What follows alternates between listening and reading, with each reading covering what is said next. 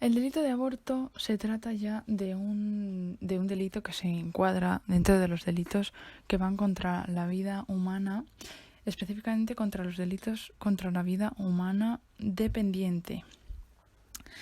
Vamos a estudiar este delito de aborto a través de varios apartados: los bienes jurídicos y modelos político-criminales, la Ley 2010 con supuestos atípicos y indicaciones y supuestos justificados.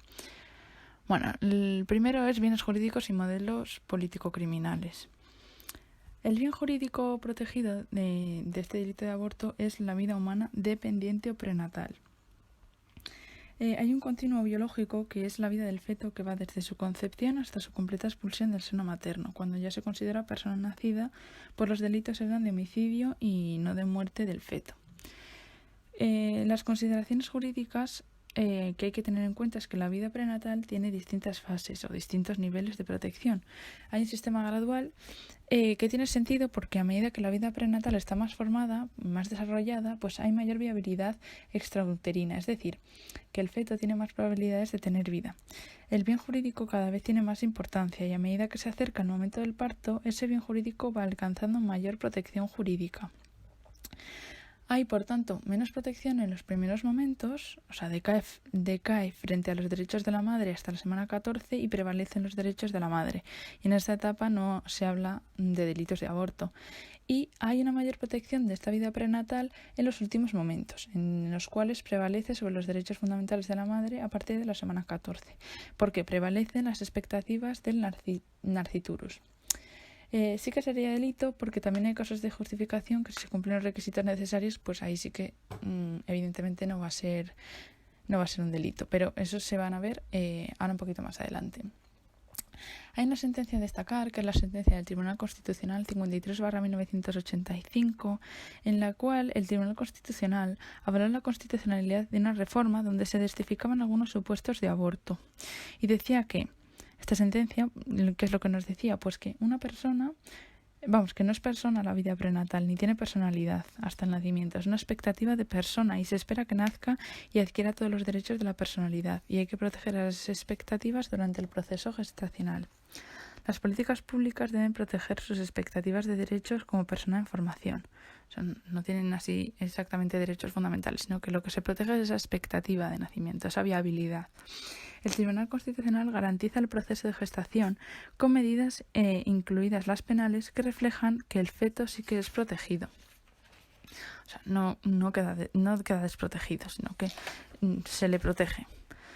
¿Cuál es el objeto material de este delito de aborto? El feto, la vida prenatal. ¿Y cuándo se entiende que se da este inicio de la vida prenatal?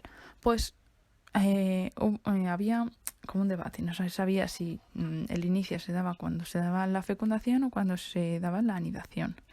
La opción elegida fue la anidación, que consiste en atípico cualquier comportamiento sobre el feto o embrión implantorio sobre feto muerto, sobre feto sin viabilidad, y se excluye de atipicidad a abortos por causas naturales las primeras 2 semanas o la destrucción de embriones fecundados in vitro no implantados y los métodos anticonceptivos. ¿Cuáles son los modelos del aborto? Pues había 2 modelos: la penalización total del aborto y la despenalización total del aborto, pero lo que hay es una posición intermedia. Y hay un sistema de indicaciones, sistema de plazos, un sistema mixto. Bueno, pues al final va a prevalecer el mixto. Pero vamos a ver en primer lugar en qué consiste el sistema de indicaciones. Pues este sistema de indicaciones tiene origen alemán, pues considera el aborto como un comportamiento típico, pero con algunos supuestos justificados. Hay varias indicaciones donde la conducta típica es excepcionalmente justificada. El aborto era siempre delito, pero está justificado en determinados supuestos. Y por otra parte, el sistema de plazos, que tiene origen anglosajón, pues considera que el aborto no es punible dentro de determinados plazos. En Europa entre la semana 12 a la 22. Y durante ese tiempo pues van a prevalecer los derechos de la madre. Y el sistema mixto, que combina el sistema de plazos y de indicaciones que acabamos de decir, pues considera que hasta determinado plazo el aborto no es delito, o sea, es atípico. Y a partir de ese plazo pues hay supuestos justificados. Destaca la Ley 2/2010 de Salud Sexual y Reproductiva y de la Interrupción Voluntaria del Embarazo. Y la vamos a ver ahora, esta ley de 2010 y los supuestos atípicos. Esta ley 2010, pues, ¿cómo fue la elaboración y la impugnación? Pues había críticas a la anterior norma esta, porque había falta de certidumbre jurídica y había avances en los derechos de la mujer. Entonces, el bien jurídico ya pasaba a ser la vida prenatal y además la salud reproductiva de la mujer. Se creó un comité de expertos en 2009 y finalmente se aprobó en 2010. Los menores de 18 y mayores de 16 están obligados a informar y recibir consentimiento en todo caso. Y se planteó también recurso de inconstitucionalidad que aún el Tribunal Constitucional pues no se ha pronunciado 13 años después. La ley está en vigor y se aplica, pero el Tribunal pues no se ha pronunciado aún. ¿Cuál es la filosofía de esta ley? Pues primero que se da un reconocimiento del derecho al libre desarrollo de la mujer, a la vida, a la integridad física y moral, a la intimidad, a la libertad ideológica y a la no discriminación. También en la legalidad de la interrupción voluntaria del embarazo en las condiciones previstas. Hay un derecho subjetivo al aborto y en supuestos justificados y fuera de los casos permitidos pues son delitos. ¿Cuáles son los supuestos atípicos? Pues aquellos supuestos que reúnen el sistema de plazos, los requisitos formales y las exigencias de asesoramiento. El sistema de plazos se regula en el artículo 14 y dice que la mujer podrá interrumpir el embarazo dentro de las primeras 14 semanas de gestación a petición propia. Por tanto, hasta la semana 14 el conflicto de derechos se resuelve en favor de los derechos de la mujer. En cuanto a los requisitos, tenemos el artículo 13, que dice que antes de la semana 14 pues se puede abortar, pero no de cualquier manera. Tienen que llevarse a cabo unos requisitos, como venimos diciendo. En primer lugar, que se practique por un médico especialista bajo su dirección. En segundo lugar, que se lleve a cabo en un centro sanitario público o privado acreditado. Y en tercer lugar, que se realice con el consentimiento expreso y por escrito de la mujer embarazada o del representante legal en su caso. El asesoramiento pues viene en el artículo 17 del Código Penal y considera que es importante que se haya informado a la mujer embarazada sobre los derechos sociales, económicos y laborales que le asisten, sobre las prestaciones y ayudas públicas de apoyo a la maternidad y finalmente sobre las consecuencias físicas y psicológicas del aborto. Y además, aparte de esto, tiene que haber transcurrido un plazo de al menos 3 días desde la información mencionada en el párrafo anterior y la realización de la intervención. El sistema de indicaciones y supuestos justificados. El supuesto de indicaciones, como venimos diciendo, es que a partir de la semana 14 el conflicto de derechos se va a resolver en favor de la vida prenatal.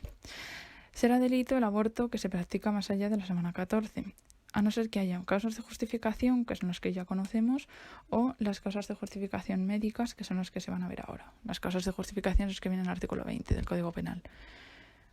Como justificaciones médicas tenemos la indicación terapéutica, las indicaciones embriopática o eugenésica y la destrucción del feto. Vamos a ir una por una. La primera, la indicación terapéutica.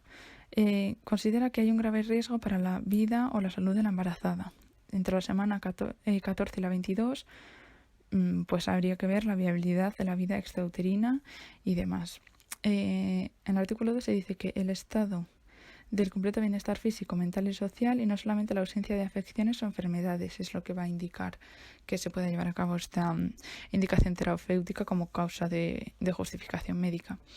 Y además tiene que haber una interpretación de la forma más favorable para la protección y eficacia de los derechos fundamentales de la mujer embarazada, según el artículo 12. Es decir, en caso límite, cuando no sabemos si afecta gravemente a la salud de la madre, se va a dar prioridad a la propia madre para que exprese su opinión. Y a partir de la semana 22, pues habrá un parto inducido. La segunda justificación médica es la de indicaciones embriopáticas o eugenésicas. Es la que tiene en cuenta ya no la vida de la madre, sino la del feto. Y puede haber graves anomalías en el feto entre la semana 14 y la 22 o riesgo y puede haber también un libre el fundamento es el libre desarrollo de la personalidad de la mujer. O sea, hay una sentencia del Tribunal Constitucional en la que se dice, en la 53/1985, en la que se dice que no se puede exigir a la madre que esté obligada a estar con esas consecuencias que puede llevar a cabo, que es la mujer la que lo va a expresar finalmente. Y si hay una falta de viabilidad, transcurrido el plazo de las 22 semanas, pues vamos a aplicar el artículo 15.c.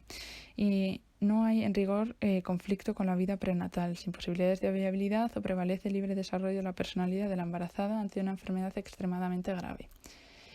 Y la tercera justificación médica es la destrucción del feto, que está en el artículo 144 y 145 del Código Penal. El sujeto activo sería cualquiera que intervenga en la operación con o sin consentimiento de la mujer, y en algunas modalidades la embarazada, como vamos a ver ahora. La conducta típica es la destrucción del feto por cualquier medio, y el tipo subjetivo es que haya un tercer sujeto con dolo o imprudencia, y la mujer embarazada solamente admite la modalidad del dolo.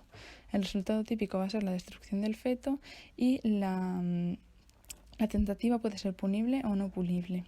Punible pues en inicio de actos ejecutivos, y no punible pues cuando es inidónea o no está embarazada. Y hay un concurso de delitos que puede haber entre lesiones, homicidio o asesinato de la mujer embarazada. ¿Cuáles son estas modalidades de destrucción del feto? Pues las 4 que vemos aquí. La primera, aborto doloso realizado por un tercero sin consentimiento de la mujer.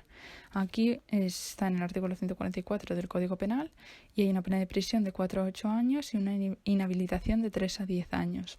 Y se da un concurso dentro de la pena, entre los delitos de la pena y delitos de coacción. Puede haber que no haya consentimiento o consentimiento o de una enajenada, o que se haya obtenido este consentimiento mediante violencia, amenaza o engaño equivalente a ausencia de consentimiento. O sea, todas estas circunstancias hacen que no haya un consentimiento por parte de la mujer. Y se da un doble atentado contra la vida prenatal y contra la voluntad, la libertad y la dignidad de la madre.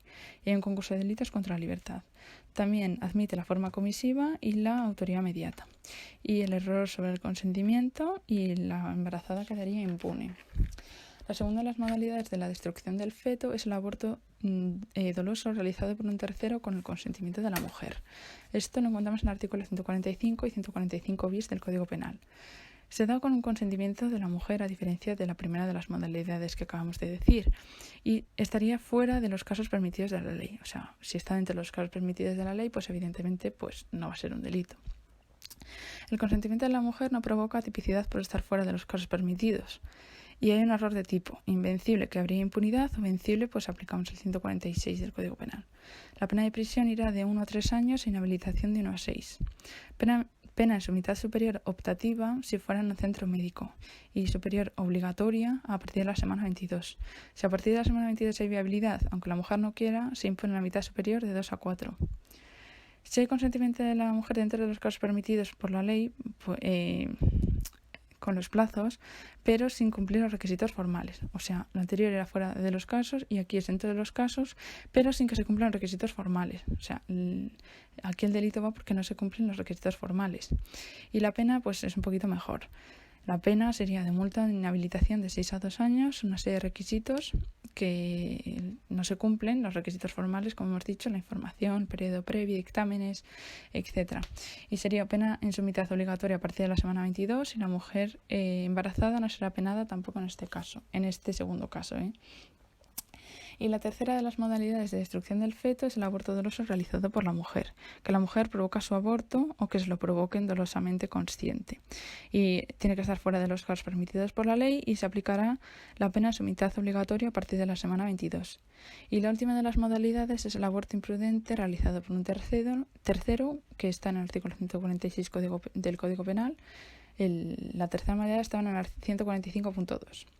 Bueno, pues esta cuarta modalidad consiste en una imprudencia grave, tiene una relación de causalidad, una imputación objetiva, porque la acción imprudente debe haber sido la causa del resultado, y también hay una inhabilitación especial si es una imprudencia profesional, y se aplica también a violencia de género y puede producir un concurso de delitos. Y hasta aquí pues quedaría lo que es explicado el delito de aborto.